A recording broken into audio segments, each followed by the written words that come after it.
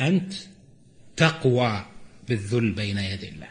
قوتك بالذل، ما هو قوتك بأنك تقول أنا وأنا، لا، قوتك بالذل. يعني أقوى حالاتك وأنت ذليل ساجد. أقوى حالات الإنسان لمن عقل أن يكون ساجدا. يعني هذه الجبهة وهي في الأرض هي أقوى حالات الإنسان. صاحب الحياة المادية وش يراها؟ إيش هذا؟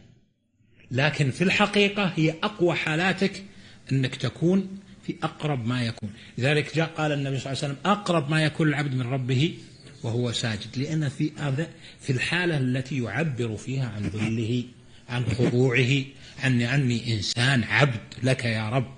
في هذه الحالة أعني على نفسك بكثرة السجود. لماذا؟ النبي صلى الله عليه وسلم يقوم حتى يخشى أن تتفطر قدمه، يسجد فيطيل. ليش؟